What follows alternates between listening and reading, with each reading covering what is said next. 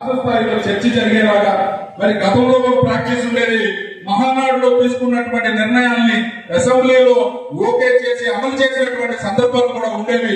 అందుకోసమే ప్రత్యేకంగా ఈ మహానాడు మన నియోజకవర్గానికి సంబంధించి మరి ముఖ్యంగా ఇరిగేషన్ గాని డ్రింకింగ్ వాటర్ గాని ఈ రోజు అగ్రికల్చర్ హార్టికల్చర్ గురించి గాని లేకపోతే మన మత్స్యకారుల సోదరుల గురించి గాని అలాగే ప్రధానమైనటువంటి బెందోరియా సమస్య గురించి గాని ప్రధానమైనటువంటి తీర్మానాలు మనం చేశాం. మరి పెద్దలందరూ కూడా మాట్లాడారు. మీకు తెలుసు చిత్తచూరు నియోజకవర్గం మన ఇచ్చాపురం నియోజకవర్గం మన జిల్లాలో అన్ని నియోజకవర్గాల్లో మేజర్ ఇరిగేషన్ సంబంధించినటువంటి పనులున్నా మన ఇచ్చాపురం నియోజకవర్గం మొత్తం మైనర్ ఇరిగేషన్ మీద మాత్రమే డిపెండ్ అవుతున్నటువంటి పరిస్థితి.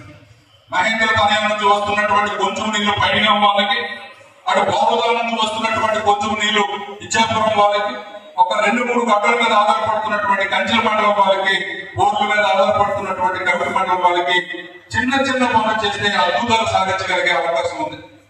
మరి మీ అందరికీ తెలిసినట్టు ఆ రోజు నేను మొదటిసారి ఎమ్మెల్యేగా ఉన్నప్పుడు అటు పైడికమ్మ 10 కోట్లు తెచ్చిన అటు గంగాసాగరం బాగు చేయాలని 11 కోట్లు తెచ్చిన లేకపోతే ఈ ఓపెన్ హెడ్ ఛానల్స్ కోసమని 4 కోట్లు తెచ్చిన సగం వరకు మొదలు చేయగలిగారు. కానీ తర్వాత వచ్చినటువంటి